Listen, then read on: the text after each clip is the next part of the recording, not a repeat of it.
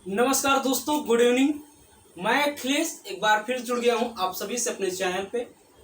उम्मीद करता हूं आप सभी लोग अच्छे होंगे और आप सभी लोगों की पढ़ाई अच्छे से चल रही होगी। चलिए, आज का हमारा जो अगला टॉपिक है, आज का जो टॉपिक है क्या है? प्रधानमंत्री। क्या है? प्रधानमंत्री यानी प्राइम मिनिस्टर। ठीक है, आज का जो हमारा टॉपिक है क्या है? प्रधानमंत्री। हम लोग अपने जो पॉलिटी का हमारा सेगमेंट चल रहा है उसमें हम लोग आज का जो टॉपिक होगा क्या होगा? प्रधानमंत्री यानी कि पीएम जिसको हम कहते हैं या प्राइम मिनिस्टर कहते हैं। चलिए, आज के इस मुख्यतः टॉपिक में हम लोग चर्चा करेंगे प्रधानमंत्री की नियुक्ति कैसे होती है, क्या है प्रधानमंत्री, क्या हमारे संविधान में इसके बारे में बताया गया, यानी हमारे कॉन्स्टिट्यूशन में क्या इसके बारे में बताया गया तो किस आर्टिकल में बताया गया, कौन करता है, यह है क्या, यह हेड कैसे होता है, या क्या क्या, इनके पूरे विस्तार में जानकारी देंगे। देखो, हमारे देश में सबसे ज़्यादा चर्चित कोई अगर पद रहता है तो प्रधानमंत्री का पद रहता है, क्योंकि वर्तमान समय में माननीय मोदी जी हैं, यानी श्री नरेंद्र नाथ मोदी जी हैं। ठीक है, वैसे भी ये अपने व्यक्तित्व से बहुत ज़्यादा चर्चा में रहते थे और वर्तमान समय में जो भारत के प्रधानमंत्री के पद पर हैं, इससे और सारी चीज़ें हैं। इनके आने से कई सारे बदलाव हुए, वो सब चीज़ें तो हम लोग अलग से पढ़ेंगे, कभी विस्तार में पढ़ेंगे। लेकिन वर्तमान समय में हमें यह जानना है कि जो प्रधानमंत्री का पद है वो कैसे भरता है, ये क्या है, इसको हेड कैसे माना गया, ये कौन सा हेड माना गया, इन सब के बारे में चर्चा करेंगे। और हालिया पिछले कुछ समय में जो संशोधन हुए हैं इन सब से संबंधित, उन सब के बारे में चर्चा करेंगे। चलिए, उम्मीद करता हूँ आप सभी लोगों ने पिछले कुछ लेक्चर देखे होंगे और मुख्यतः एक लेक्चर मैंने पढ़ाया है, शायद इसके पहले सेकंड लास्ट है वीडियो, वो लेक्चर है राष्ट्रपति की शक्तियाँ। मैंने पढ़ाया है पावर ऑफ द प्रेसिडेंट, यानी राष्ट्रपति की शक्तियाँ। उसमें एक शक्ति मैंने बताई थी, मैंने आपको बताया था राष्ट्रपति की स्वविवेकाधीन शक्तियाँ होती हैं और संवैधानिक शक्तियाँ होती हैं। स्वविवेकाधीन शक्तियों मैंने बताया था कि राष्ट्रपति जो होता है वो प्रधानमंत्री की नियुक्ति अपने विवेकाधीन से करता है। तो उस आधार पे क्या है, आज वो कॉन्सेप्ट आपका क्लियर हो जाएगा। तो उसके पहले आप सभी को बताते चलता हूँ कि मेरे सारे offline batches star one day coaching near Phoenix mall, Ananya book store, Awadh चौराहा, जिसको हम नहरिया चौराहा के नाम से भी जानते हैं, आलमबाग, लखनऊ में कार्यरत हैं। डेली चल रही है वहाँ पे क्लासेस। और सबसे खास बात है कि जो बच्चे डेली करंट अफेयर्स पढ़ना चाहते हैं, मंडे टू संडे वहाँ पे क्लासेस चलती हैं करंट अफेयर्स की, बिल्कुल और बिल्कुल फ्री, किसी को 1 रुपये का चार्ज नहीं देना। ठीक है, किसी भी इंस्टीट्यूट का बच्चा हो वो आके क्लास कर सकता है। ठीक है, किसी भी इंस्टीट्यूट का बच्चा हो वो क्लास आके कर सकता है। तो ध्यान दें, कहाँ पर? Star one day coaching near Phoenix mall, Ananya book store के बगल में, आलमबाग, ठीक है, लखनऊ। ठीक है, चलिए, उम्मीद करता हूँ आप सभी लोग अच्छे होंगे। चलिए, आज हम लोग अपने लेक्चर को कंटिन्यू करते हैं। देखो, प्रधानमंत्री पद बहुत ज़्यादा चर्चा में हाल ही में रहता है या मुख्यतः चर्चा में रहता है। ठीक है, तो देखो, प्रधानमंत्री जो होता है हमारे यहाँ, हमने कहा कि प्रमुख होता है। ठीक है, तो हमारे यहाँ पे एक राष्ट्रपति का पद भी होता है। राष्ट्रपति साहब को सबको पता है, आर्टिकल 52 के तहत किसका पद होता है? राष्ट्रपति पद का। और एक होता है प्रधानमंत्री। लेकिन हमारे यहाँ पे जितना प्रमुख राष्ट्रपति जितना चर्चा में नहीं रहता, उससे कई गुना ज्यादा मुख्यतः चर्चा में कौन रहते हैं? प्रधानमंत्री साहब रहते हैं। ठीक है, इसका मतलब क्या है? मैंने आपको बताया कि आर्टिकल 53 के तहत जो राष्ट्रपति होता है वो क्या होता है? कार्यपालिका का संवैधानिक प्रमुख होता है। यानी क्या होता है? डी ज्यूरी ऑफ एग्जीक्यूटिव, यानी जो राष्ट्रपति होता है वो क्या होता है? The jury of executive. यानी इसका मतलब क्या है? जो राष्ट्रपति साहब होते हैं वो कार्यपालिका, यानी जो भारत की कार्यपालिका, उसके संवैधानिक प्रमुख होते हैं, जिसको हम कहते हैं नाम मात्र के प्रमुख। यानी इनको एक मात्रा में कहें तो नाम मात्र के प्रमुख होते हैं। यानी प्रमुख तो होते हैं लेकिन नाम मात्र के, क्योंकि मुख्यतः उसके सारे कार्य कौन करता है? प्रधानमंत्री साहब करते हैं। इससे हम कहते हैं डिफैक्टो ऑफ एग्जीक्यूटिव। यानी कि जो वास्तविक कार्यकारी के प्रमुख होते हैं वो कौन होते हैं? प्रधानमंत्री साहब होते हैं। तो नाम मात्र के प्रमुख कौन होते हैं? राष्ट्रपति साहब होते हैं। और वास्तविक प्रमुख जो कार्यकारी सभा होती है, कार्यकारी होता है, जो एग्जीक्यूटिव होता है उसके वास्तविक प्रमुख कौन होते हैं? प्रधानमंत्री साहब होते हैं। यानी जो वास्तविक यानी एग्जीक्यूटिव जो होता है उसके वास्तविक प्रमुख हमने किसको बताया? प्रधानमंत्री साहब को बताया। क्यों ऐसा है इसके बारे में बात करेंगे, क्योंकि हमारे यहाँ पर संसदीय प्रणाली है। कैसी प्रणाली है? संसदीय यानी फेडरल सिस्टम है। और फेडरल सिस्टम में बताया गया कि जो एग्जीक्यूटिव होगा, एग्जीक्यूटिव यानी जो प्रमुख होगा वो कौन होगा? प्रधानमंत्री साहब होंगे। तो इसका मतलब समझ में आया, इसका मतलब ये समझ में आया कि जो हमारे यहाँ पे राष्ट्रपति हैं, नो डाउट वो कार्यपालिका के संवैधानिक प्रमुख हैं, बिल्कुल हैं। वो कार्यपालिका के आर्टिकल 53 के तहत वो कार्यपालिका के संवैधानिक प्रमुख हैं। और पहले ही बता दिया मैंने, जहाँ पे आर्टिकल आ रहा है यानी कि वो कहीं ना कहीं हमारे कॉन्स्टिट्यूशन में रिटर्न है। क्या है? कॉन्स्टिट्यूशन में रिटर्न है। इसका मतलब कि आर्टिकल 53 के तहत राष्ट्रपति साहब क्या हैं? राष्ट्रपति साहब जो हैं एग्जीक्यूटिव के प्रमुख हैं, बट प्रधानमंत्री साहब जो हैं उसके वास्तविक प्रमुख हैं। यानी उसकी देखरेख मेंटेन कौन कर रहा है? वो कौन करेगा? उसकी देखरेख मेंटेन कौन करेगा? राष्ट्रपति के निर्देशानुसार प्रधानमंत्री साहब करेंगे, उसकी पूरी देखरेख कौन करेगा? प्रधानमंत्री साहब करेंगे। ठीक है, चलो इतनी बात समझ में। चलिए अब देखो हमारे यहाँ पे बात करेंगे, राष्ट्रपति की बात हो गई, प्रधानमंत्री की बात होगी, यानी एग्जीक्यूटिव का हेड होता है प्रधानमंत्री। वास्तविक रूप से नाम मात्र प्रमुख कौन होता है? राष्ट्रपति होता है। लेकिन मुख्यतः सबसे प्रमुख कौन माना गया? राष्ट्रपति को ही माना गया। ध्यान रखना, यहाँ भ्रमित नहीं होना, माना गया है। जो पावर दिखाई गई यानी जो कॉन्स्टिट्यूशन में रिटर्न है उस हिसाब से राष्ट्रपति ही कार्यपालिका के प्रमुख होते हैं, परंतु उसकी देखरेख सारे कार्य कौन करता है? प्रधानमंत्री करता है। इसलिए वास्तविक कार्यकारी का प्रमुख हमने किसको कह दिया? प्रधानमंत्री को कह दिया। ठीक है, अब देखो मुख्यतः होता क्या है? जो प्रधानमंत्री साहब की नियुक्ति है इसके बारे में चर्चा करनी है। ये क्या है? तो देखो 74 में क्या बताया गया, अनुच्छेद 74 में क्या बताया? देखो इसके पहले हमें जानना है कि 74 से लेकर 78 तक यानी 74 से 78 के बीच में प्रधानमंत्री और उनके मंत्रिपरिषद के साथ साथ उनकी शपथ ग्रहण कौन कराएगा, उनका कार्यकाल कितना होगा, इन सब के बारे में चर्चा करेंगे। ठीक है, यानी 74 से 78 के बीच में प्रधानमंत्री के बारे में। ठीक है, और उनकी मंत्रिपरिषद। तो देखो 74 क्या कहता है? आर्टिकल 74 यही कहता है कि जो राष्ट्रपति होंगे उनकी सहायता के लिए एक मंत्रिपरिषद होगा।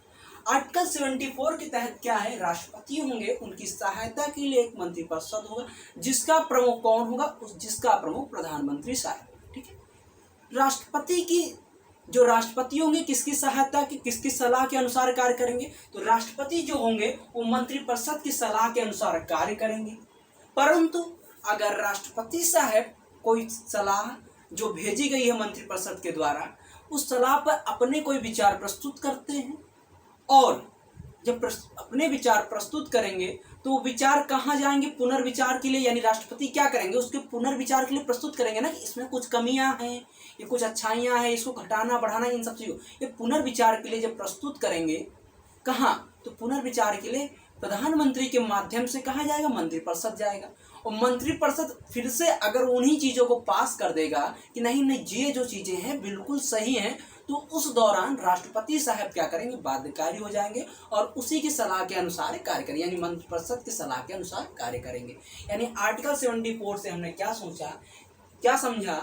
इससे हमने ये सोचा और ये समझा, जो राष्ट्रपति साहब है उनकी सहायता के लिए एक मंत्रिपरिषद होता है, जिसका प्रमुख प्रधानमंत्री होता है। प्रधानमंत्री देखा जाए तो राष्ट्रपति और मंत्रिपरिषद के बीच में एक माध्यम है, परिवहन है, जिसके द्वारा राष्ट्रपति की बात प्रधानमंत्री तक, उस राष्ट्रपति की बात मंत्रिपरिषद तक, मंत्रिपरिषद की बात राष्ट्रपति तक पहुंचाई जाती है। ठीक है, सीधी सी बात है। तो मैंने बताया कि आर्टिकल 74 के तहत राष्ट्रपति की सहायता के लिए एक मंत्रिपरिषद होगी, जिसका प्रमुख प्रधानमंत्री होगा। ठीक है, राष्ट्रपति साहब मंत्रिपरिषद की सलाह के अनुसार कार्य करेंगे, परंतु अगर वो पुनर्विचार के लिए किसी भी चीज को भेजेंगे तो मंत्रिपरिषद उसको फिर से अगर अनुमोदित कर दे या पास कर दे, तो फिर उस दौरान राष्ट्रपति साहब उस सलाह को मानने के लिए बाध्यकारी होंगे। ये सीधी सी बात आर्टिकल 74 में बताई गई। ठीक है, उसके बाद आर्टिकल 74 के बाद आर्टिकल 75 आता है। इसमें क्या बताया गया, तो 75A के तहत बताया गया जो पीएम होंगे, पीएम की नियुक्ति कौन करेगा, पीएम की नियुक्ति यानी प्रधानमंत्री साहब की नियुक्ति कौन करेगा, अनुच्छेद 75A के तहत बताया गया, अनुच्छेद 75A के तहत बताया गया कि कौन करेगा, राष्ट्रपति। यानी सीधी सी बात है, राष्ट्रपति करेंगे। कौन करेगा, राष्ट्रपति करेंगे। यानी अनुच्छेद 75A के तहत बताया गया कि राष्ट्रपति करेंगे, ठीक है। उसके बाद बी के तहत यानी 75B के तहत क्या बताएगा, जो मंत्रिपरिषद होगा, मंत्रिपरिषद होगा वो क्या होगा, मंत्रिपरिषद जो होगा वो के राष्ट्रपति के प्रसाद पर्यंत होगा। यानी जब तक राष्ट्रपति साहब चाहेंगे तब तक वो कार्य करेगा। प्रसाद पर्यंत होगा, प्रसाद पर्यंत होगा। यानी कुछ मतलब समझ में आया। ऐसा नहीं है कि एक बार ये मंत्री बन गए तो जिंदगी भर बनते रहेंगे चाहे जो कहें, ऐसा नहीं, बिल्कुल ऐसा नहीं। हमारे आर्टिकल 75B में बताया गया जो मंत्रिपरिषद होगा वो राष्ट्रपति के प्रसाद पर्यंत होगा। यानी जब तक राष्ट्रपति साहब चाहेंगे तुम मंत्रिपरिषद में शामिल हो, या नहीं चाहेंगे तो नहीं शामिल हो। मुख्यतः होता क्या है, ये मंत्रिपरिषद की जो बात होती है ये क्या करते हैं, राष्ट्रपति साहब को कौन सलाह देता है, राष्ट्रपति साहब को सुझाव और सलाह कौन देता है, भारत का प्रधानमंत्री ही देता है। लेकिन अभी हमें चर्चा करनी है प्रधानमंत्री के बारे में। चलिए देखते हैं। देखो, देखा जाए तो हमारे आम चुनाव यानी लोकसभा के जो चुनाव होते हैं, जब सांसद के चुनाव होते हैं तो उसमें जो लोकसभा का बहुमत दल का नेता होता है वही क्या बनता है, वही क्या बनता है, प्रधानमंत्री बनता है। और उसको राष्ट्रपति क्या करते हैं, आमंत्रित करते हैं अपना बहुमत पेश करने के लिए, ठीक है, अपना बहुमत पेश करने के लिए, ठीक है। इसका मतलब क्या, मैंने क्या बताया, जो लोकसभा का चुनाव होता है इसमें जो पार्टी, मान लो वर्तमान समय में बीजेपी पार्टी बहुमत से आई, तो इसका जो नेता होगा वो क्या होगा, वही क्या होगा, प्रधानमंत्री बनेगा, ठीक है। बहुमत दल का नेता ही प्रधानमंत्री नियुक्त किया जाता है। बहुमत दल का नेता क्या हो गया, मान लो मोदी जी हो गए, ठीक है, इनको प्रधानमंत्री नियुक्त किया गया, ठीक है, इनको नियुक्त कर दिया गया। ये पहली कंडीशन होगी, या क्या हुई, पहली शर्त हो गई। यानी पहले आधार पर, किस आधार पर, प्रधानमंत्री बनेंगे। यानी जो लोकसभा में बहुमत दल का नेता होता है, मुख्यतः ऐसा ही होता है, जो लोकसभा में बहुमत दल का नेता होता है उसे क्या बना दिया जाता है, प्रधानमंत्री बना दिया जाता है। दूसरी बात क्या होती है कि मान लो अगर किसी भी पार्टी को, मान लो बीजेपी को, ना कांग्रेस को, किसी भी पार्टी, सपा बसपा किसी भी पार्टी को, सपा बसपा किसी भी पार्टी को, मान लो किसी भी पार्टी को बहुमत ही ना मिले किसी भी पार्टी को, तो उस दौरान उस दौरान राष्ट्रपति साहब क्या करते हैं, कब ऐसा करते हैं पहले बता दें। तो जब किसी भी पार्टी को बहुमत ना मिले तो उस दौरान क्या करेंगे, बहुमत ना होना, क्या, बहुमत ना होना, ठीक है, बहुमत ना होना, ठीक है, उस दौरान राष्ट्रपति साहब क्या करेंगे, स्वविवेकाधीन लगाएंगे। यहाँ पर आती है स्वविवेकाधीन शक्ति लगाएंगे, स्वविवेकाधीन शक्ति लगाएंगे, ठीक है। क्या करेंगे, यहाँ पर राष्ट्रपति साहब अपनी स्वविवेकाधीन शक्ति से क्या कहेंगे कि जो इन चारों में, देखो किसी के पास मूलतः क्या है, बहुमत नहीं, परंतु इन चारों में से जो सबसे बड़ी पार्टी होगी, उसके नेता को क्या बुलाएंगे, उसके नेता को बुलाएंगे कि भाई आप आइए और सरकार बनाइए। यानी सरकार बनाने के लिए, प्रधानमंत्री बनने के लिए, नियुक्त करने के लिए क्या करेंगे, उनको आमंत्रित करेंगे। मान लो उस दौरान हमने मान लिया कि बीजेपी की चलो सबसे ज्यादा सीटें आ गई, ठीक है, सबसे ज्यादा सीटें आ गई, ठीक है। तो उस दौरान क्या होगा, जब बीजेपी की सबसे ज्यादा सीटें आ जाएंगी लेकिन बहुमत नहीं है, तो इस दौरान मान लो फिर से मोदी जी बन गए, ठीक है। मान लो 2024 में इलेक्शन हो जाए, किसी भी पार्टी को पूर्ण बहुमत ना मिले और बीजेपी फिर भी सबसे बड़ी पार्टी बनकर उभरे, तो राष्ट्रपति साहब क्या करेंगे, अपने स्वविवेकाधीन का प्रयोग करेंगे और इस दौरान क्या करेंगे, राष्ट्रपति साहब बीजेपी को आमंत्रित करेंगे कि आप अपने बहुमत दल के नेता को भेजिए, यानी बहुमत दल का मतलब सर्वोच्च नेता को भेजिए और वो सरकार बनाए। लेकिन शर्त क्या होगी कि वो एक माह के अंदर क्या करें, अपना विश्वास मत प्राप्त कर लें। अब अंदर अपना विश्वास मत प्राप्त कर लें, विश्वास मत मतलब बहुमत प्राप्त कर लें, विश्वास मत प्राप्त कर लें। कब तक, एक माह के अंतर्गत। अगर एक माह के अंतर्गत नहीं हो पा रहा है तो वो क्या होगी, सरकार गिर जाएगी और जो राष्ट्रपति साहब होंगे वो प्रधानमंत्री से क्या करेंगे, उनसे इस्तीफा मांग लेंगे, उनको बर्खास्त कर देंगे, ठीक है। ये क्या होती है, स्वविवेकाधीन शक्ति होती है। यानी स्वविवेकाधीन समझाना, प्रधानमंत्री की स्वविवेकाधीन, राष्ट्रपति की स्वविवेकाधीन शक्ति क्या होती है, किस आधार प्रधानमंत्री को नियुक्त किया जाता है। जब किसी भी पार्टी को बहुमत न प्राप्त हो तो उस दौरान राष्ट्रपति साहब क्या करते हैं, सबसे बड़ी पार्टी के नेता को बुलाते हैं और उनसे कहते हैं आप सरकार बनाइए, परंतु शर्त क्या होती है, 1 माह के अंदर विश्वास मत प्राप्त करना होता है। ऐसा होता क्यों, क्योंकि एक बार चुनाव होने में इतना ऑलरेडी समय इतना ज्यादा खर्च हो जाता है, बार बार कराना मुमकिन नहीं है। तो इस आधार पर क्या होता है, विवेकाधीन शक्तियां होती है। ठीक है, ऐसा हुआ कब, तो देखो ऐसा हुआ क्या, 1979 यानी 1979 में क्या होता है, 1979 में क्या होता है, चौधरी चरण सिंह की सरकार के लिए क्या हुआ, इनको आमंत्रित किया गया 1979 में। ठीक है, इनको आमंत्रित किया गया कि भाई देखो इस समय किसी भी पार्टी पास मुख्यतः क्या होता है, पूर्णतः बहुमत नहीं होता है, तो इनको आमंत्रित किया गया। ठीक, इनको आमंत्रित किया, आप अपनी सरकार बनाइए और 1 माह के अंदर क्या करना है, 1 माह के अंदर अपनी सरकार को बहुमत में लाना है बस। ठीक है, तो यानी राष्ट्रपति ने स्वविवेकाधीन की कब की, स्वविवेकाधीन की बात कब की, यानी 1 माह के अंतर्गत। ठीक है, कब प्रयोग किया, 1979 में राष्ट्रपति ने पहली बार स्वविवेकाधीन की बात की। ठीक है, सीधी सी बात है, इतनी बात समझ में, उम्मीद करता हूँ इतनी बात तुम्हें समझ में आई। चलिए और कुछ चीजें आगे देखो, बातें उनके बारे में अगर हम देखें तो 1984 में क्या होता है, माननीय प्रधानमंत्री, भारत की पहली महिला प्रथम प्रधानमंत्री कौन थी, इंदिरा गांधी जी की मृत्यु हो जाती है। कब, 1984 में।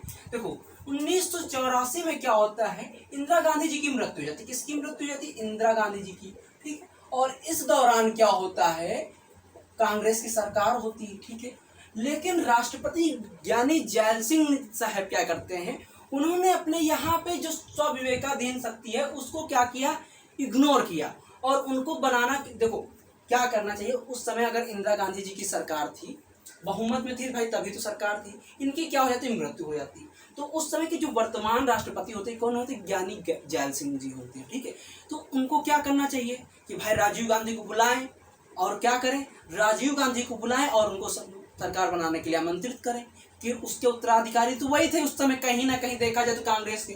ठीक है, लेकिन इन्होंने इस चीज को इग्नोर किया, यानी जो उस समय के प्रेसिडेंट थे, राष्ट्रपति साहब थे, कौन थे, ज्ञानी जैल सिंह।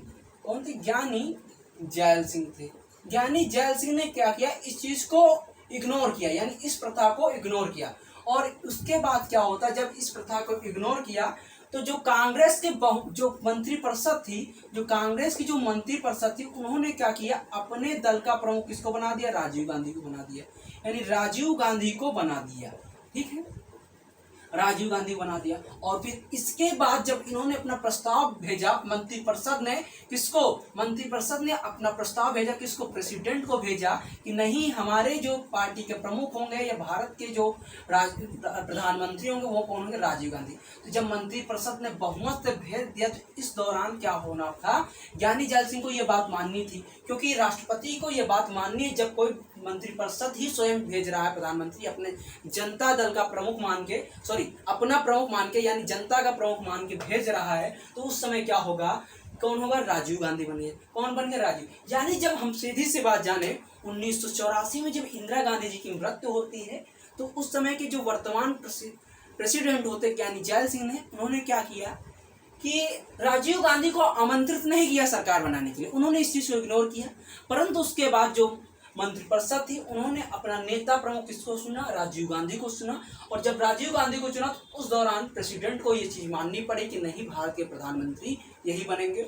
और उसी के बाद कुछ समय के लिए राजीव गांधी साहब प्रधानमंत्री भी बने और उन्होंने कई सारे कार्य किए। उसके बाद इनकी श्रीलंका वाली बात में मृत्यु हो गई। ऐसी कई सारी चीजें वो जो चर्चा में है उनको हम बताया जाएगा, लेकिन ये जानो कि राजीव गांधी की साधारण बने। ठीक है, उसके बाद क्या होता है, एक और इतिहास में इसी में 97 में क्या होता है, 1997 में माननीय सुप्रीम कोर्ट ने कहा, यानी उच्चतम न्यायालय ने कहा कि कोई भी व्यक्ति जो किसी भी सदन का सदस्य नहीं है, देखो मुख्यतः क्या है, हमारे यहाँ 2 सदन है, ठीक, राज्यसभा एंड लोकसभा। ठीक, कोई भी व्यक्ति जो राज्यसभा और लोकसभा का सदस्य नहीं है वो क्या प्रधानमंत्री बन सकता है, क्या वो प्रधानमंत्री बन सकता है, क्या वो प्रधानमंत्री बन सकता है। परंतु क्या होना चाहिए, उसको 6 माह के अंदर 6 माह के अंदर किसी भी सदन की सदस्यता लेनी होगी, अंदर किसी भी सदन की सदस्यता ग्रहण करनी होगी, सदन की सदस्यता ग्रहण करनी होगी। इसका मतलब क्या है, इसमें तो दो कॉन्सेप्ट हो गए तुम्हारे की कंफ्यूजन होगी। क्या कोई भी व्यक्ति भारत का कोई भी व्यक्ति, जैसे कोई आम नागरिक क्या भारत का प्रधानमंत्री बन सकता है? तो ऐसा बिल्कुल नहीं, पहली बात तो गलत। और दूसरी बात क्या कि मतलब क्या 6 माह के बाद क्या वो प्रधानमंत्री नहीं रहेगा? तो वो सबके बारे में जानो। और तीसरी बात क्या कि क्या हमने बताया शुरू में, प्रारंभ में ही बताया कि लोकसभा का जो बहुमत दल का नेता वो प्रधानमंत्री बनता है, तो क्या राज्यसभा का कोई सदस्य भी प्रधानमंत्री बन सकता है? इन सब के बारे में चर्चा करो। तो देखो पहली बात क्या कि मान लो कोई व्यक्ति है जो राज्यसभा और लोकसभा का कहीं का सदस्य नहीं है, ठीक है, राज्यसभा और लोकसभा कहीं का सदस्य नहीं है, परंतु जो पार्टी है, जो बहुमत दल की पार्टी है, वह उस सदस्य को प्रधानमंत्री के रूप में बनाना चाहती है। सीधा सा एग्जाम्पल है कि मैं मान लो बीजेपी में हूं, मैं बीजेपी में शामिल हूं, सीधा सा कॉन्सेप्ट ऐसे समझो, मैं बीजेपी में शामिल हूं, लेकिन मैंने न राज्यसभा का सदस्यता ग्रहण कर रखी, न मैंने लोकसभा की, फिर भी बीजेपी चाहती है या मेरी पार्टी चाहती है कि मैं ही प्रधानमंत्री बनूं। तो उस दौरान मैं बहुमत दल में हूं, बहुमत दल का हूं, इसलिए मैं प्रधानमंत्री पद ग्रहण कर लूंगा, लेकिन मेरे लिए एक शर्त होगी कि मुझे या तो लोकसभा या तो राज्यसभा के दोनों सदनों में किसी में से एक की सदस्यता ग्रहण करनी होगी।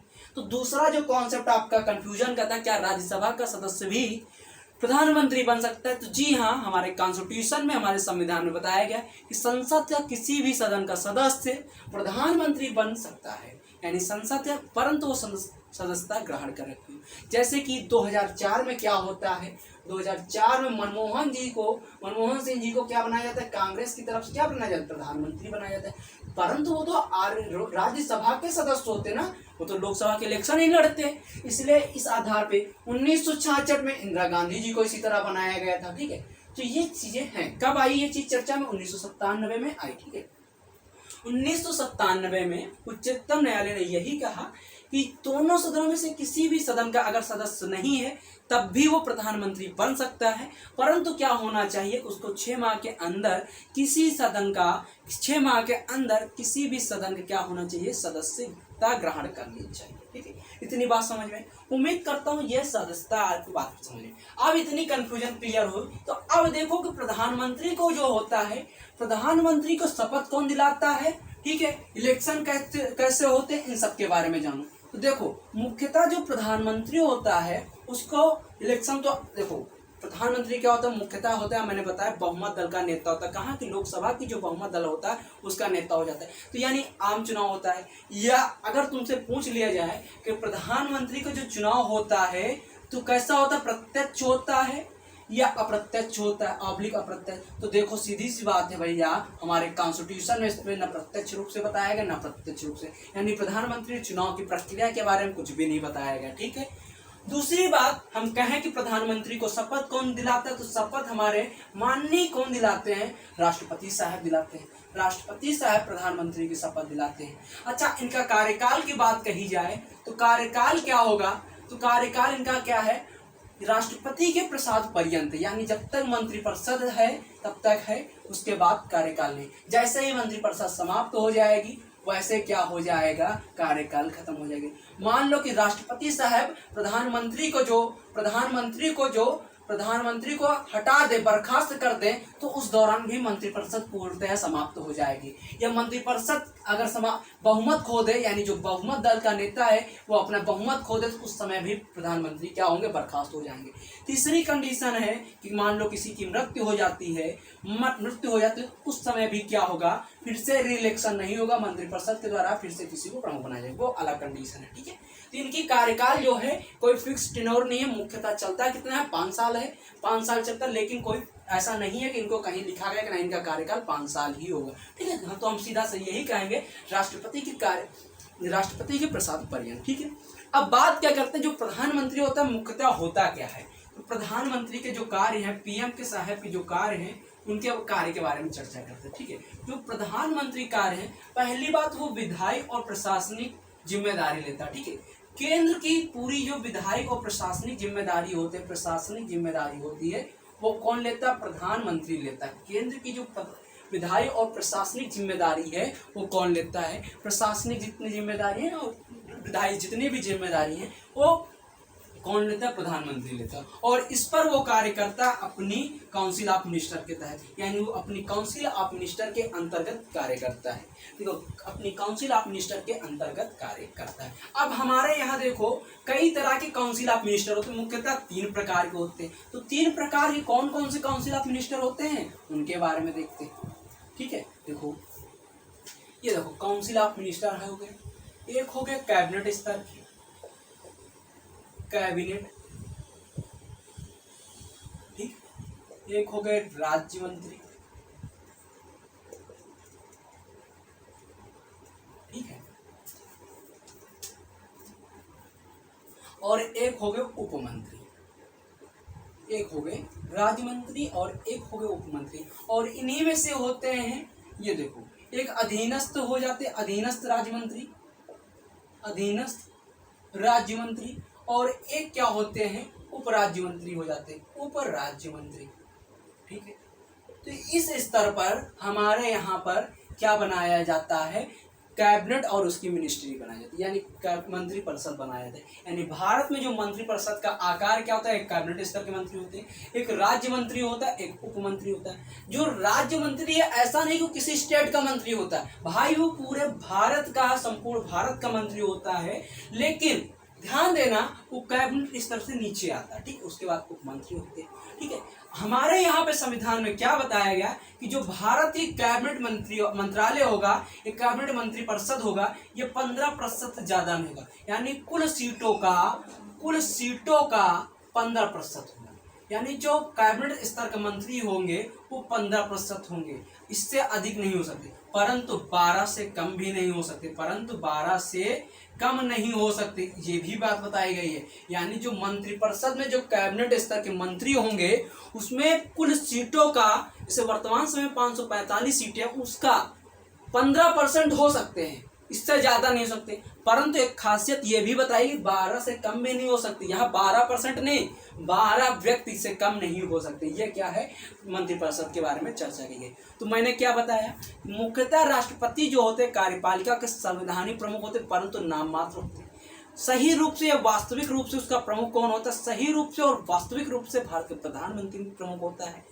आर्टिकल 74 के तहत बताया गया कि जो राष्ट्रपति साहब है उनकी सलाह के लिए, उनकी मदद के लिए एक मंत्रिपरिषद होती है, जिसका प्रमुख भारत का जिसका प्रमुख भारत का प्रधानमंत्री होता है। प्रधानमंत्री और उसकी मंत्रिपरिषद के सलाह के तहत ही राष्ट्रपति साहब कार्य करते हैं। 75A के तहत बताया गया जो भारत का राष्ट्रपति होगा प्रधानमंत्री की नियुक्ति करेगा। 75B के तहत बताया गया कि जो मंत्रिपरिषद होगी राष्ट्रपति के प्रसाद पर्यंत होगी। उसके बाद बताया गया कि राष्ट्रपति की, प्रधानमंत्री की कैसे नियुक्ति होती है, किस किस आधार पे होती है। 1979 में यानी 1979 में कैसे आए, ठीक है, चौधरी चरण सिंह जी। उसके बाद ये भी बताया गया कि 1984 में जब इंदिरा गांधी जी की मृत्यु होती तो उस राजीव गांधी को कब किस आधार पे बनाया गया। उसके बाद 1997 में ये भी बताया गया कि उच्चतम न्यायालय ने क्या कहा कि 6 माह के अंतर्गत क्या वो किसी भी सदन का सदस्य होना चाहिए। तो इन सब चीज़ों को चर्चा करते हुए ये भी बताया वो प्रधानमंत्री जो होता है प्रशासनिक कार्यों के लिए और विधायी कार्यों के लिए उत्तरदायी होता है, वो पूरी केंद्र स्तर की प्रशासनिक और विधायी कार्यों के लिए जिम्मेदार होता है। इन सब चीज़ों को ध्यान में रखते हुए हमने ये भी बताया जो काउंसिल ऑफ मिनिस्टर होती है मुख्यतः 3 से होती है। एक कैबिनेट स्तर होता है, एक राज्य मंत्री होता है, एक उप मंत्री होता है। जो राज्य मंत्री होता है उसके भी 2 भाग होते हैं, एक उप राज्य मंत्री होता है, एक अधीनस्थ राज्य मंत्री होता है। जो कैबिनेट मंत्रालय होता है, जो कैबिनेट मंत्री परिषद होता है, उसमें अधिकतम संख्या कितनी हो सकती है? 15%। कितना? लोकसभा की सीटों का 15%। यानी मान लो वर्तमान समय में, अच्छा ये जो 15% होगा ये सिर्फ नहीं, ऐसा नहीं कि सिर्फ और सिर्फ लोकसभा के सदस्य होंगे, इसमें राज्यसभा के भी सदस्य हो सकते हैं, यानी दोनों सदनों में, ठीक है, सदस्य हो सकते हैं। परंतु ध्यान ये देना कि कुल मंत्रिपरिषद जो होगा वो 15% से ज्यादा नहीं होगा, ठीक है। हाँ, और एक और बात, 12 से कम भी नहीं होगा, 15 से ज्यादा नहीं होगा, 12 से कम नहीं होगा। यही था हमारे प्रधानमंत्री के बारे में चर्चा की गई। उम्मीद करता हूँ ये वीडियो आपको अच्छा लगा। अगर अच्छा लगे प्लीज लाइक करो, शेयर करो, सब्सक्राइब करो। थैंक यू दोस्तों, आज के लिए इतना पढ़ते हैं। जय हिंद, जय भारत, जय हिंद, जय भारत।